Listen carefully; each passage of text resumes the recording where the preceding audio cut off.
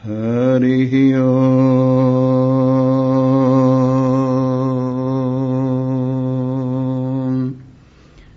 विश्वानि देव सवितुर्दुरितानि परासुव यद्भद्रं तन्नासुव। ॐ शान्तिः शान्तिः शान्तिः। शङ्करं शङ्कराचार्यं केशवं बादरायणं सूत्रभाष्यकृतो वन्दे भगवन्तौ पुनः पुनः।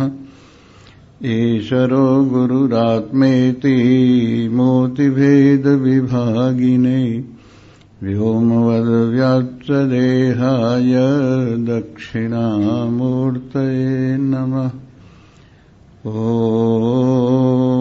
पूर्णमदः पूर्णमिदं पूर्णात् पूर्णमुदच्यते पूर्णस्य पूर्णमादाय पूर्णमेवावशिष्यते। ॐ शान्तिः शान्तिः शान्तिः। बोलो सच्चिदानंद भगवान। उपस्थित भगवान के अनन्य प्रेमी, भगवान के एकमात्र कृपा पात्र, भगवान के जिगर के टुकड़े, भगवान को अत्यंत स्नेह करने वाले और भगवान के द्वारा अत्यंत स्नेह प्राप्त करने वाले श्रोता वृंद, भगवान की महान कृपा से, भगवान की महान दया से, भगवान की करुणा भरी दृष्टि से, कल्याणकारिणी दुख हारिणी दृष्टि से आइए हम प्रतिदिन की भांति आज भी परमानंद सागर में गोते लगाकर अपने त्रैताप से अवकाश पाते हुए अपने आप में सुविराजमानता का आनंद लेते लेते कृत्य होते हैं। ये शब्द जो कृत्य है, इसका तात्पर्य है करने योग्य जो कार्य है वो कहलाता है कृत्य, और जिसको पूरा कर लिया गया है ऐसा कहलाता है कृत। तो कृत्य का तात्पर्य ये है जो हमें करना चाहिए वो काम हमने पूरा कर लिया है। इस स्थिति का नाम है कृत्यता। तो ये कृत्यता हमको प्राप्त हो रही है। हम परमात्मा सागर में खूब जोर से प्रेम पूर्वक स्नान करते करते सभी कष्टों से छुट्टी पा रहे हैं। आइए आज पुनः उस आनंद सागर में प्रेम पूर्वक पूरे के पूरे नहाते हुए गोते लगाएं और अपना जीवन आनंद से भर लें। कल की कथा में ये बात चल रही थी, वेदैश्च सर्वैरहमेव वेद्यो, सभी वेदों के द्वारा जो जानने की वस्तु है वो केवल मैं आत्मा ही हूं। अगर आपने समस्त वेदों का अध्ययन करके एक सार को निकाल लिया और वो सार है ओम। ओम ही विस्तार को प्राप्त होकर गायत्री होता है और गायत्री ही विस्तार को प्राप्त होकर वेद होता है। इस ओम को अगर आपने पहचान लिया, जो सभी मंत्रों से पहले उपयोग में आता है, जैसे ओम भूर्भुवः स्वः तत्सवितुर्वरेण्यम् भर्गो देवस्य धीमहि धियो यो नः प्रचोदयात्। सभी मंत्रों से पहले ओम का उच्चारण होता है और कई बार ओम का अर्थ आपको हम सुना चुके हैं। ओम में 3 मात्राएं हैं, अकार, उकार, मकार। तीनों से मिलकर बनता है ओम। आइए अब अकार की मात्रा का अर्थ आपके आगे रखते। ये जो स्थूल शरीर हैं हम सबके, और इनका जो अभिमानी चेतन है वो विश्व कहलाता है।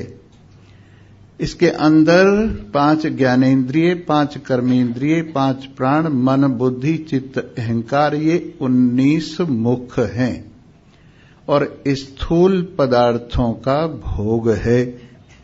ये विश्व कहलाता है और 7 अंग हैं। इसी प्रकार विराट में भी यही व्यवस्था है।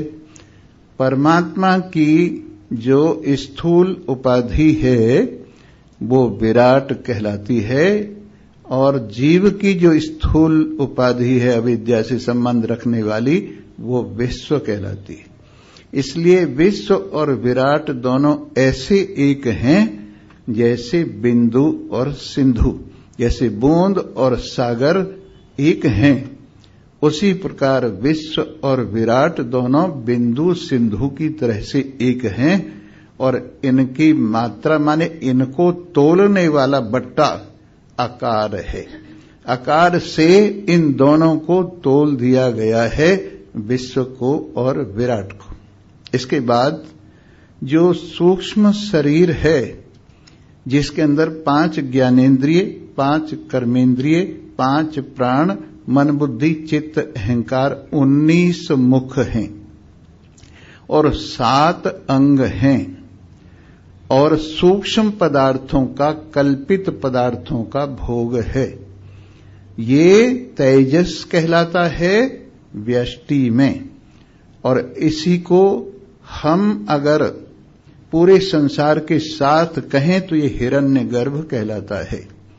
हिरण्यगर्भ का तात्पर्य है जिससे स्थूल पदार्थ प्रकट हुए हैं, जिससे दृश्य पदार्थ प्रकट हुए हैं, वो हिरण्यगर्भ कहलाता है। हिरण्या नाम गर्भः, प्रत्यक्ष पदार्था नाम गर्भः, जो प्रत्यक्ष स्थूल पदार्थों का प्रकटन स्थल है वो हिरण्यगर्भ कहलाता है।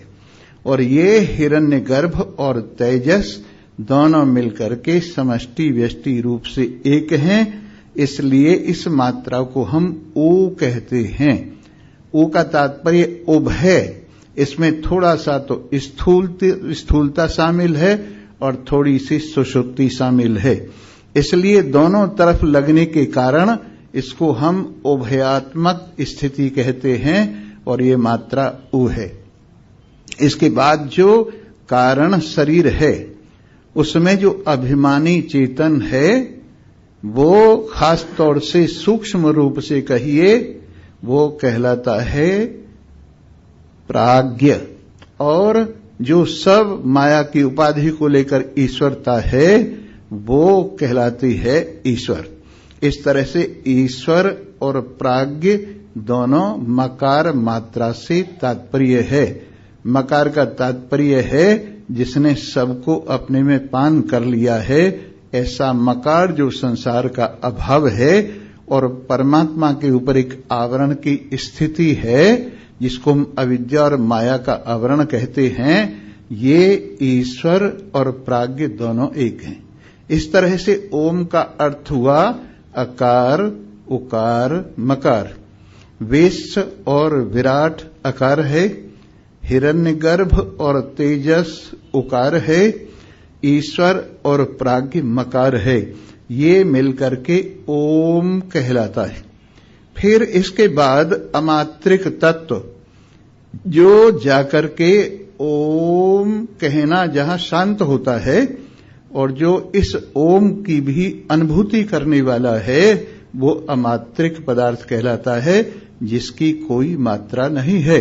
इस प्रकार से ओम का तात्पर्य ये हुआ कि सब कुछ और सब कुछ को जानने वाला, सब कुछ और सब कुछ का अधिष्ठान, सब कुछ और सब कुछ का मूल, ये सब मिलकर के ओम कहलाता है। और ओम का वास्तविक सूक्ष्म सा अर्थ ये है, वही मैं हूं। ओ मैं, वो मैं हूं, ये ओम का छोटा सा अर्थ है। इस प्रकार से वेदों के द्वारा ओम बताया गया है। वेदों का सार ओम है और ओम माने सब कुछ है। ओम माने मात्राओं को लेकर स्थूल सूक्ष्म कारण भी है और मात्रा को छोड़कर इनको अनुभव करने वाला अमात्रिक पदार्थ, ईश्वर और जीव की एकता से जिसकी महिमा है, वो ब्रह्म भी है। इस प्रकार सभी वेदों के माध्यम से ईश्वर और जीव की एकता, जिसको हम वेदांत कहते हैं। वेदांत शब्द का अर्थ है वेदा नाम अंतः, वेदों का जो अंतिम भाग है। वेदा नाम शिरोभागः, वेदों का जो शीर्ष स्थल है, वो पारमार्थिक विद्या वेदांत कहलाती है। देखिए, संसार की विद्याएं भी वेद में हैं। कर्म और कर्म के फल की जो विद्या है, वो सांसारिक विद्या है। उपासना और उपासना के फल की जो विद्या है, वो भी सांसारिक अविद्या है, पर उसके मुकाबले में ये विद्या है। संसार की विद्या के मुकाबले में, कर्म कांड की विद्या के मुकाबले में जो उपासना की विद्या है, वो अधिक स्वच्छ है और उसके मुकाबले में ये विद्या कहलाती है। ये विद्या और अविद्या, इन दोनों से परे जो पदार्थ अपना स्वरूप है, वो पारमार्थिक सत्य कहलाता है। और ये अंतिम सत्य है, जिसमें जाकर वाणी मौन हो जाती है, जिसमें जाकर मन मौन हो जाता है, जिसमें जाकर संसार मौन हो जाता है, जिसमें जाकर कहने सुनने वाला एक हो जाता है। ऐसा ये ओम आपका आत्मा, जो हम सबका एक आत्मा है, जिसके लिए कहा है कि जिससे चराचर जगत प्रकट होता है, जिससे चराचर जगत जीवित रहता है, जिसमें चराचर जगत वापिस हो जाता है, ऐसे नारायण इस पूरे संसार की एक वास्तविकता है। इसलिए जिसने अपने को जाना, उसने परमात्मा को जाना। जितनी चीज पूरे सागर में है, उसमें से अगर एक बूंद आप ले लो, वो सारी चीज जो समुद्र में है, वही इस बिंदु में है। इसका अगर आपने विश्लेषण कर लिया छोटी सी बूंद का, तो सागर का आपने विश्लेषण कर लिया। अपने आप का विश्लेषण कर लिया तो पूरे विश्व का विश्लेषण हो गया, परमात्मा का विश्लेषण हो गया। और इस प्रकार से अपने से जिसने मुलाकात कर ली, दुनिया में उसने बड़ी बात कर ली।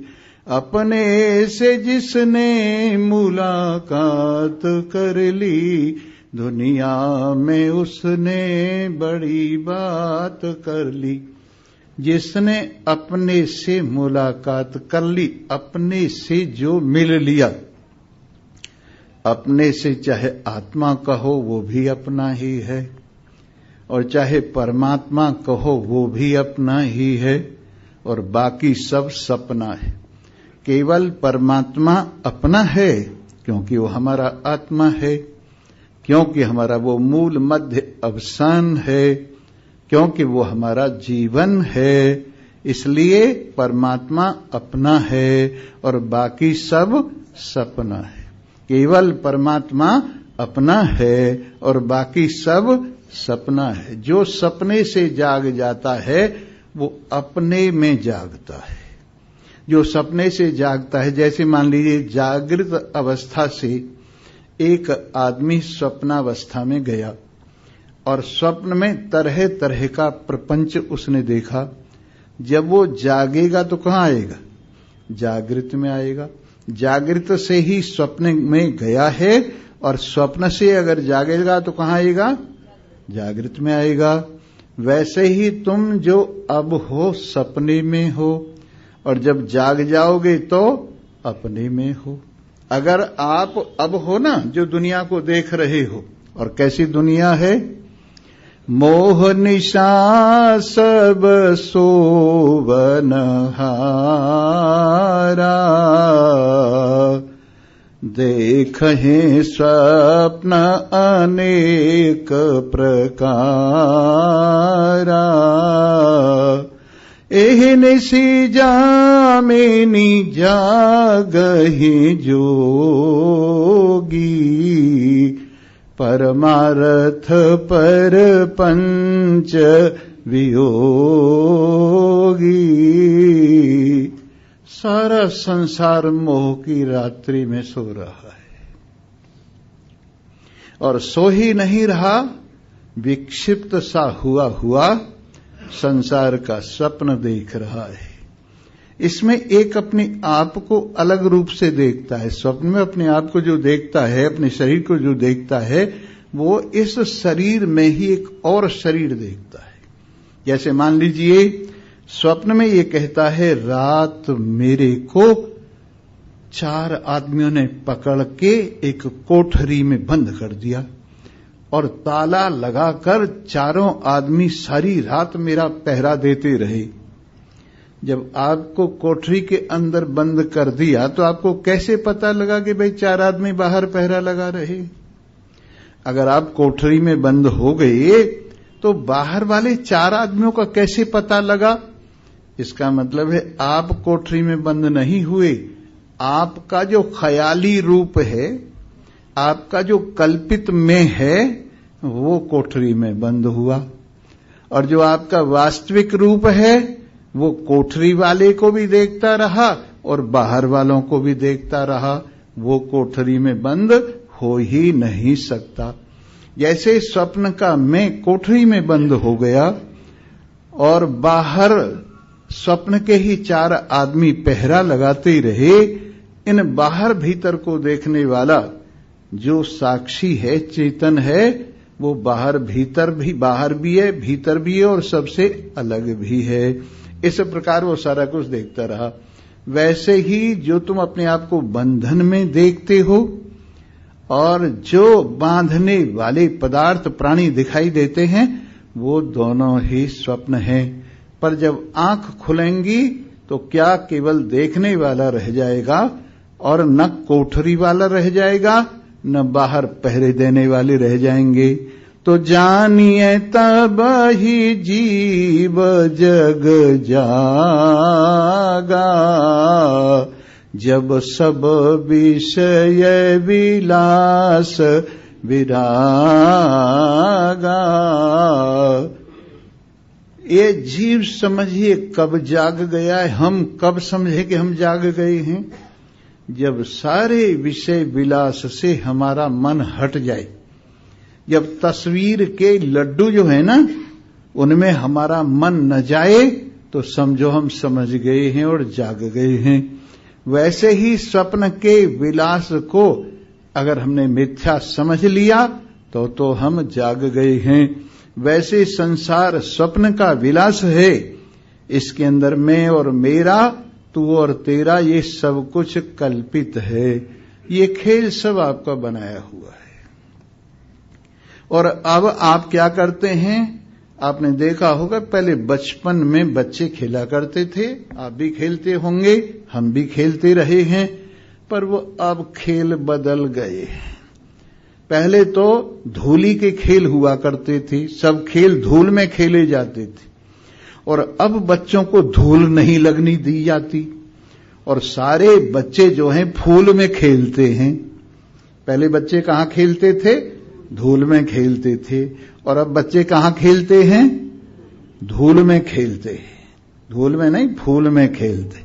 जी हाँ, जब बचपन में हम खेला करते थे ना वो रेत में, तो रेत का घर बनाते थे, यूं इकट्ठा करके रेत चारों ओर की दीवार बना लेते थे और वो हमारा घर होता था।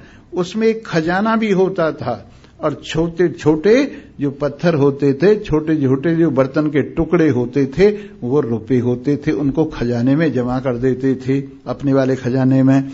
और फिर इसके बाद पुलिस आती थी और हाँ, चोर आके उनको चुरा ले जाता था।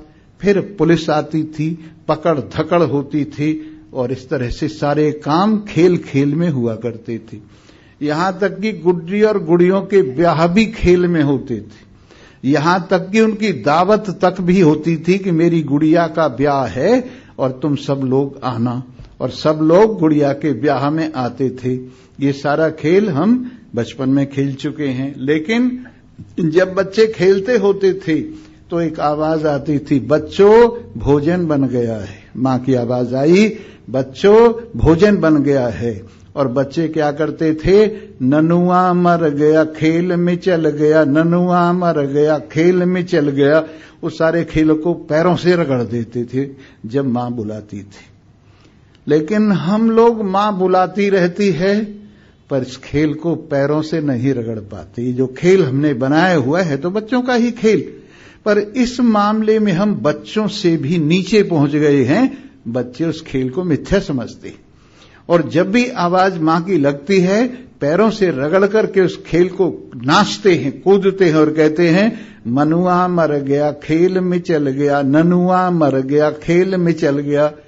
पर हम ये नहीं कह पाते मनुआ मर गया खेल में चल गया, मनुआ मर गया खेल में चल गया। इस खेल में, इस खेल को इतना सत्य मानते हैं कि चाहे किसी की आवाज आती रहे, चाहे भगवान की भी आवाज आती रहे, मेरे पास आ, तो कहता अभी फुर्सत नहीं, अभी फुर्सत नहीं है। भगवान भी यदि बुलाता, क्यों कि इस खेल को इतना समझ, सारे सत्य समझता है। लेकिन इस मोह की रात्रि के खेल को जब कोई जागता है तो उससे ऊपर उठ जाता है और अनुभव करता है ये सब स्वप्न था।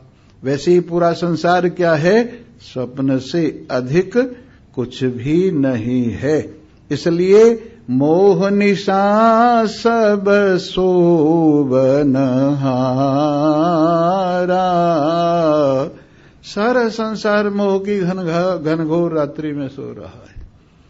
कोई कोई भाग्यवान जागता है जो जन्म जन्मांतर से प्रयास करता चला आ रहा है। अनेक जन्म संसिद्धि प्राप्ता जनकादयः, जनक इत्यादि को जीवन मुक्ति की सामर्थ्य एक दिन में नहीं मिली।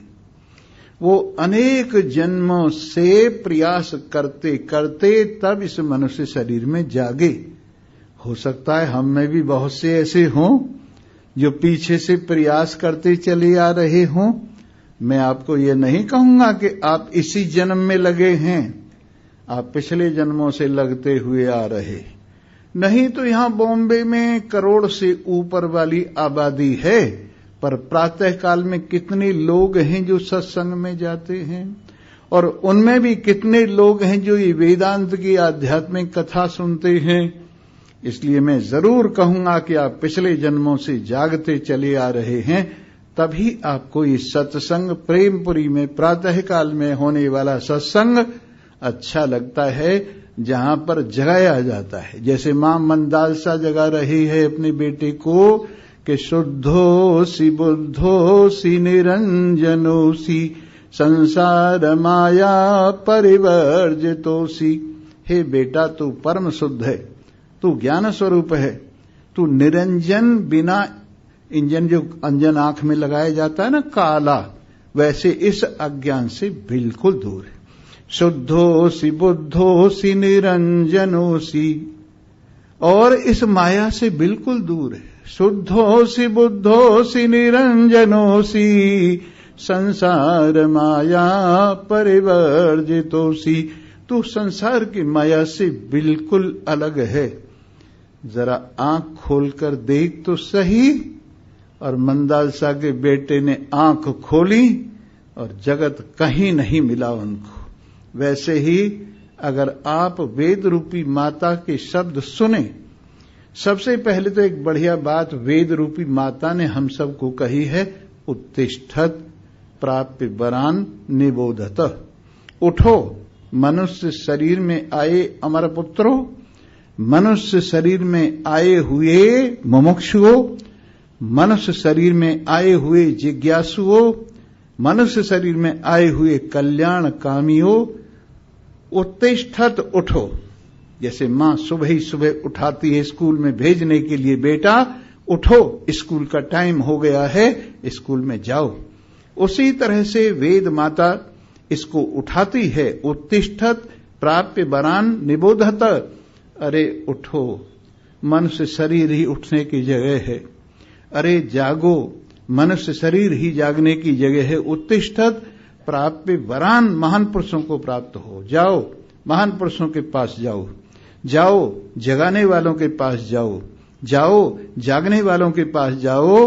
प्राप्य वरान निबोधता, और अपने स्वरूप का बोध प्राप्त करो। इस संसार में रहो परंतु आंख खोल कर रहो। इस संसार में रहो पर इसको समझते हुए रहो। इस संसार में रहो पर कमल पत्रवत रहो। इस संसार में रहो पर जल मुर्गी की तरह से रहो। और ये ज्ञान कहां से मिलता है? बिन सत्संग विवेक न होई, राम कृपा बिन सुलभ न सोई। संसार में रहने की विद्या। एक पूछ रहा था, स्वामी जी आप क्या सिखाते हो? तो हमने उनको कहा how to live and how to die. हम दो चीज सिखाते हैं, कैसे रहना चाहिए और कैसे यहां से जाना चाहिए। तो कैसे जीना चाहिए यहां? जैसे कमल पानी में रहता है, पानी में रहता है, पानी से खुराक लेता है, और कमल पत्र पर पानी की बूंदें कभी कभी आ जाती, लेकिन वो अपने ऊपर पानी की बूंदों को ठहरने नहीं देता, फौरन नीचे गिरा देता है। वैसे ही रहना चाहिए संसार में, पर कैसे रहना चाहिए? परमात्मा में मन लगाए हुए रहना चाहिए, असंग भाव से रहना चाहिए। धर्मशाला में रह रहे हैं ऐसे रहना चाहिए। हाँ, ये सब किराए का सामान है ऐसे रहना चाहिए। ये सब हमको थोड़े दिन के लिए मिला है ऐसे रहना चाहिए। ये शरीर भी थोड़े दिन के लिए नाव की तरह से मिली है ऐसे रहना चाहिए। और अपना दिल सदा परमात्मा में जोड़े रहना चाहिए। इस दुनिया में रहना चाहिए किस तरह? जिस तरह पानी में रहता है कमल। इस दुनिया में कैसे रहना चाहिए? जिस तरह से पानी में कमल रहता है। ये तो हुई रहने की बात। अब यहां से जब जाने की बात है तो ऐसे जाना चाहिए कि जैसे हम दुखालय से बाहर निकल रहे, जैसे हम जेल खाने से बाहर निकल रहे हैं। शायद आपने तो जेल खाना सबने नहीं देखा होगा, हमने जेल खाना देखा है। ये गौरक्षा आंदोलन जो हुआ था, बहुत पुरानी बातें हो गई हैं ये। हम उसमें 1 महीने के लिए अंबाला जेल में रहे। वहां बड़ी मौज ली हमने। खाना वाना अपने हाथ से बनता था। हम एक पार्टी थे, खाना बना लेते थे और खा लेते। और शाम को रोज कथा होती थी, शाम को रोज कथा सुनाते थे। इस तरह से बड़ी मौज ली। लेकिन आपको आश्चर्य होगा, जिस दिन वहां से छुट्टी मिली, एक से एक पहले भागा, पहले वो भागा, फिर वो भागा, फिर वो भागा। क्योंकि वो चाहे कुछ भी सही था तो जेल खाना ही, चाहे वहां बढ़िया खाना मिलता था, चाहे हमें कुछ भी काम नहीं करना पड़ता था, चाहे वहां सत्संग भी था, सब कुछ था, पर उसका नाम क्या था? जेल खाना था। और जैसे ही वहां से हमें छुट्टी मिली तो हमने भागने में एक दूसरे से आगे देर नहीं की। वैसे ही संसार एक जेल है। इस जेल में आप रह तो रहे हैं, लेकिन मन आपका कहां है? बाहर पड़ा हुआ है। मन आपका स्वतंत्रता चाहता है। इस जेल में रहते हुए भी आप मन से बाहर हैं।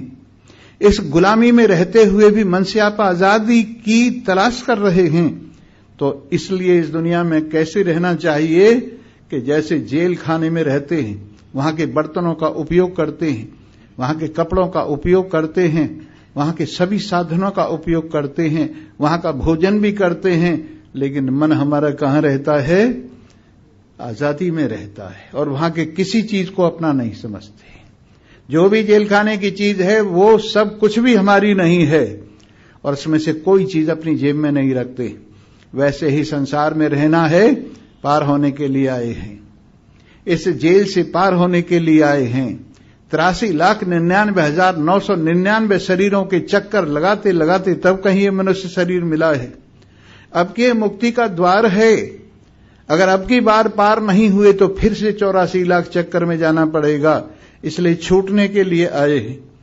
यहां नासमझों को ऐसा लगता है कि सदा रहेंगे, ये सब चीज सत्य हैं, ये सब चीज मेरी हैं, इनको मुझे संभालना चाहिए, इन्हीं से मन लगाना चाहिए। नासमझों का दृष्टिकोण ये होता है, लेकिन समझदारों का दृष्टिकोण ये होता है वेद के अनुसार के सब चीज मेरी नहीं। तेन त्यक्तेन भुंजी था, ये उसकी दी हुई है, ये समझ के भोग लगाता है, किसी भी चीज को अपना नहीं समझता है। और फिर इस शरीर में रहते हुए भी शरीर की कोठरी में, जो जेल खाने में एक कोठरी है, इससे भी बाहर जाने का उपाय सोचता रहता है कि अब के मैं इस भवसागर को जरूर पार कर जाऊंगा, अब के मुझे इस जन्म मरण की कोठरी से जरूर छुट्टी पानी है, अब के इस कल्पित स्वप्न से मुझे जरूर जागना है। इसलिए श्रुति भगवती सबको कहती है और बताती है, उत्तिष्ठत जागृत प्राप्य वरान निबोधत। अरे उठो, जागो, महान पुरुषों के पास पहुंचो और वहां जाकर के अपने स्वरूप का बोध प्राप्त करके भवसागर से पार हो जाए। हमारे मन का क्या हाल है? हे रे मन धोके मैं लौट गया, आई गई अंत घड़ी। हे रे मन धोके मैं लौट गया, आई गई अंत घड़ी, आई गई अंत घड़ी। हे रे मन धोके मैं लुट गया, आई गई अंत घड़ी। बालकपन थी निपट नादानी, भाई फिर आए गई मस्त जवानी। त्रिया समझी स्वर्ग निशानी, लगी जैसे अमृत की जड़ी। हे रे मन धोके मैं लुट गया, आ गई अंत घड़ी। जवानीपन में जो पाप कमाए, वो अब जाते नहीं बताए। अब क्यों करता हाय हाय, सिराने मौत खड़ी। हे रे मन धोके मैं लुट गया, आ गई अंत घड़ी। भाई फिर आया बुढ़ापा बैरी, परिवार में ममता गहरी। पोते ब्याहन की मन में रह रही हवेली, करूंगा खड़ी। हे रे मन धोके मैं लुट गया, आ गई अंत घड़ी। भाई मैं तो ये सोचे था मन में, धंधा खत्म करूंगा कुछ दिन में। फिर जाए बसूंगा बन में, उम्र मेरी बहुत पड़ी। हे रे मन धोके मैं लुट गया, आ गई अंत घड़ी। मेरा चलते का यही संदेशा, हर की भक्ति करो हमेशा। सन्मार्ग में देना पैसा, अनाज चाहे एक धड़ी। हे रे मन धोके मैं लुट गया, आ गई अंत घड़ी। भाई दुनिया का चला आया कायदा, चले गए बाप चले गए दादा। भानीनाथ जीना नहीं ज्यादा, टूटी श्वासों की लड़ी, हेरे मन धोके में लुट गया, आ गई अंत घड़ी। हाँ, अभी तो कोई जल्दी नहीं है, खुदा की कसम अभी तो मैं जवान हूं। बुढ़ा भी क्या कहता है? खुदा की कसम अभी तो मैं जवान हूं। अरे ना समझ, काहे का जवान है? सुना तेरे से नहीं जाता, देखा तेरे से नहीं जाता, चला तेरे से नहीं जाता, बोला तेरे से नहीं जाता, और तू क्या कहता है? खुदा की कसम अभी तो मैं जवान हूं। अब तक नहीं छका, अब क्या छक जाएगा? अरे ना समझ, सूरज को देख।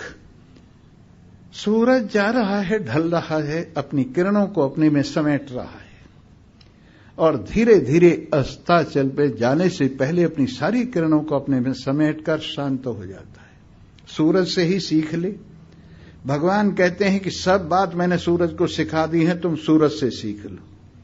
सबसे पहला मेरा चेला सूरज है, और सूरज को मैंने सिखाया है आलसी मत होना, समय से आना, समय से जाना, सबका भला करना, सबको जीवन देना, सबको रोशनी देना, सबको शक्ति देना, सबको सामर्थ्य देना। ये सब कुछ मैंने ईश्वर को सिखाया, इसको सूर्य को सिखाया। और सूर्य से तुम भी सीख लेना कि जब सूर्य अस्त होने के लिए जाता है तो अपनी किरणों को अपने में समेटता हुआ ले जाता है। वैसे ही अस्ताचल की ओर जा रहे हो, भगवान की ओर जा रहे हो, अब अपने मन को दुनिया से खींच करके अपने में समेटकर परमात्मा की ओर लगाने का अभ्यास करो। जाते जाते यहां से सामान बिखरा हुआ नहीं रह जाना चाहिए। गाड़ी आ रही है, सीटी बजा रही है, सामान सब इकट्ठा करो और गाड़ी आते ही धर के सामान अपने आप भी बैठ जाओ। पर यह ध्यान रखना कौन कौन सामान यहां से जाता है। जो सामान यहां से जाता है वही लेना, जो सामान यहां से नहीं जाता है वो इकट्ठा मत करना, नहीं सब छीन लिया जाएगा। और ये पूछ लेना संतों की, जो ऑफिस है वहां से पूछ लेना संतों के ऑफिस से कि यहां से क्या क्या सामान जा सकता है, वही सामान लेना। और जो सामान यहां से नहीं जा सकता है उस कबाड़े को लेने की जरूरत नहीं है, नहीं तो बोझ मरोगे और कुछ भी साथ नहीं जाएगा। ये बड़ी बड़ी हवेलियां आपके साथ नहीं जाएंगी, ये बड़े बड़े कारखाने आपके साथ नहीं जाएंगे, ये बड़े बड़े सिनेमा हाउस आपके साथ नहीं जाएंगे, ये बड़ी बड़ी दुनिया का सामान कुछ भी साथ नहीं जाएगा। केवल जाएगा तो यही आपकी परमात्मा निष्ठा, ज्ञान, प्रेम, यही आपके साथ जाएगा। इसलिए जो जाने की चीज है वो ज्यादा इकट्ठी करो और ध्यान रखो ये सब चीज तुम्हारे साथ जाएंगी, और जो चीज तुम्हारे साथ नहीं जाएगी उस कबाड़े को क्यों इकट्ठा कर रही हो। अगर तुम्हें मालूम नहीं है तो किसी से जाकर पूछ लो क्या क्या यहां से बाहर जाता है, और इस तरह से सामान वही इकट्ठा करो। कौन सा सामान? जो परलोक में जाता है, यहां भी आनंद देता है। अगर आपके पास भगवान का नाम है तो यहां भी आनंद देता है। जहां सब सहारा छोड़ जाते हैं, एक सहारा परमात्मा का रह जाता है। जहां सारी दुनिया जवाब दे जाती है, परमात्मा ही सहारा रह जाता है। इसलिए वेदै च सर्वैरहमेव वेद्यो, सब वेदों के द्वारा अगर कुछ जानने की चीज है तो मैं ही जानने की चीज हूं। मैं ही हूं जिसको अगर जान लिया जाए तो फिर डूबने का खतरा नहीं, जिसको यदि मान लिया जाए तो डूबने का खतरा नहीं है। और इस तरह से भगवान में मन लगाते हुए अपना जीवन यहीं इसी वक्त सफल कर लेना और अनुभव करना, अपने आप में ही मस्ती छानते हुए। ये आनंद कहीं बाहर से नहीं आता, ये आनंद आपका स्वाभाविक धर्म है, ये सच्चिदानंदता आपकी वास्तविकता है।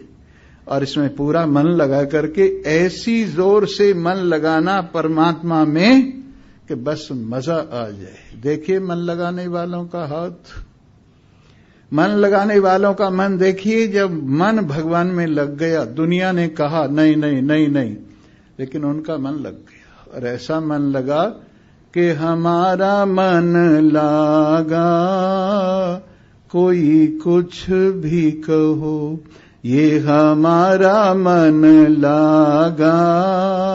कोई कुछ भी कहो, कोई कुछ भी कहो, कोई कुछ भी कहो, ये हमारा मन लागा।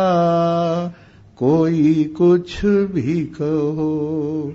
जन्म जन्म का सोया मेरा मनुआ, जन्म जन्म का सोया मेरा मनुआ, गुरु शब्द सुन जागा। कोई कुछ भी कहो, ये हमारा मन लागा। कोई कुछ भी कहो।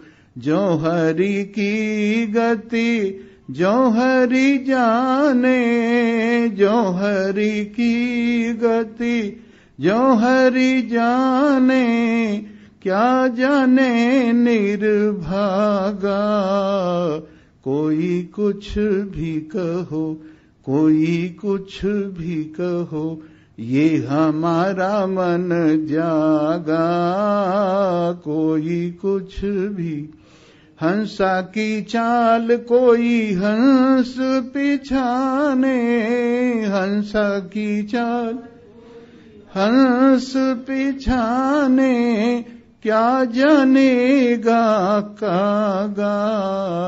कोई कुछ भी कहो, ये हमारा मन लागा। कोई कुछ भी कहो, कोई कुछ भी कहो। ऐसे राम बसाओ मन में, जो गुदड़ी बिच धागा। कोई कुछ भी कहो, कोई कुछ भी कहो, ये हमारा मन लागा। कोई कुछ भी कहो। ऐसी प्रीत करो मन मेरे, जो सोने में सुहागा।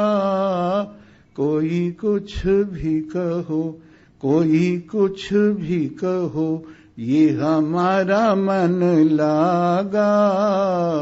कोई कुछ भी कहो। मीरा के प्रभु गिरधर नागर, चरण कमल अनुरागा। कोई कुछ भी कहो, कोई कुछ भी कहो, ये हमारा मन लागा। कोई कुछ भी कहो।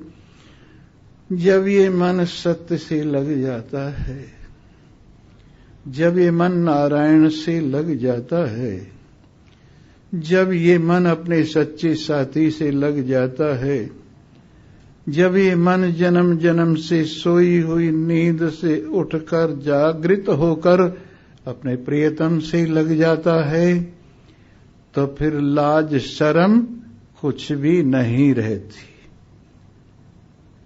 लाज शर्म कब तक है? जब तक गैरियत है, परमात्मा को देखा नहीं, परमात्मा को गैर समझ रहा है, तब तक लाज शर्म है। लेकिन जैसे ही परमात्मा का अनुभव करता है, तो सब लाज शर्म खूंटी पर टांग देता है। किससे लाज करूं, किससे शर्म करूं, किससे डरूं, लोग क्या कहेंगे, किससे डरूं, बिरादरी में क्या हो रहा है। नहीं नहीं, फिर कौन लाज शर्म करे। जिसको लग जाती है ना प्रेम की आग, उसको न लाज रहती है न शर्म रहती है। और ऐसी स्थिति हो जाती है कि बस पूछिए मत। छाप तिलक सब छीनी हूँ मुझसे, छाप तिलक सब छीनी हूँ मुझसे, नैना मिलाए के। छाप तिलक सब छीनी हूँ मुझसे, नैना। नैना मिला के मोसो बेना मिलाए के, नैना मिला के बेना मिलाए के, सुध बुध सब हरि लीनी हो मोसी, सुध बुध सब हरि लीनी हो मोसो नैना मिलाए के, छाप तिलक सब छीनी हो मोसो नैना, नैना मिलाए के, प्रेम भट्टी को मधुआ पिलाए के, प्रेम भट्टी को, प्रेम भट्टी को मधुआ पिलाए के, सुध बुद्धि सब हरि लीनी हो मोरी, सुध बुद्ध सब हरि लीनी हो मोसो नैना मिलाए के, छाप तिलक सब छीनी हो मोसो नैना, नैना मिलाए के मोसो बेना मिलाए के, नैना मिलाए के मोसो बेना मिलाए के, मोहि बाबरी की नी हो मोसो नैना, नैना मिलाए के, गोरी गोरी बहियन में हरी हरी चूड़ियां, गोरी गोरी बहियन में हरी हरी चूड़ियां मोरे, हरी हरी चूड़ियां मोरे, हरी हरी चूड़ियां, सदा सुहागिन कीनी हो मोहे, सदा सुहागिन कीनी हो मोसो नैना मिलाए के, सुध बुध सब हरि लीनी हो मोसो नैना में, वाह सदगुरु की मैं जाऊं बलिहारी, यार अंग्रेजवा की जाऊं बलिहारी, जाऊं बलिहारी मैं तो जाऊं बलिहारी, जाऊं बलिहारी मैं तो जाऊं बलिहारी, रंग मजीठी दीनी हो मोसो नैना मिलाए के, रंग मजीठी दीनी हो मोसो नैना, नैना मिलाए के मोसो बेना मिलाए के, नैना मिलाए के मोसो बेना मिलाए के, सुध बुद्धि सब हरि लीनी हो मोसो नैना, प्रेम भट्टी को मधुआ पिलाए के, हाय प्रेम भट्टी को मधुआ पिलाए के, मोहि बाबरी की हो मोसो नैना मिलाए के, सुध बुध सब हरि लीनी हो मोसो नैना मिलाए के, खुसरा जमालू के बलि बलि जय हैं, अरे अपनी सी कर लीनी हो मोहे, अपनी सी कर लीनी हो मोसो नैना मिलाए के, नैना मिलाए के मोसो बेना मिलाए के, हाय नैना मिलाए के बेना मिलाए के, नैना मिलाए के बेना मिलाए के, सुध बुध सब हरि लीनी हो मोसो नैना, प्रेम भट्टी को मधुआ पिलाए के मोहे, प्रेम भट्टी को, प्रेम भट्टी को, प्रेम भट्टी को मधुआ पिलाए के, सुध बुद्धि सब हरि लीनी हो मोसो नैना मिलाए के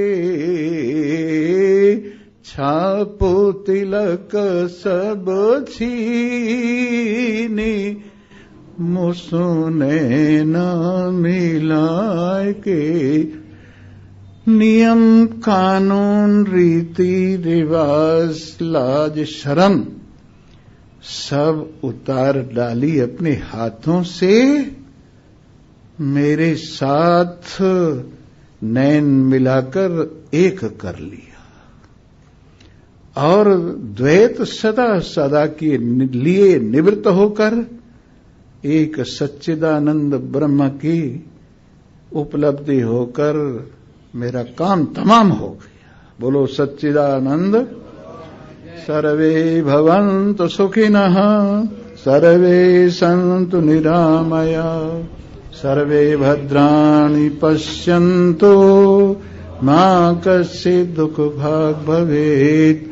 ओम शांति शांति शांति।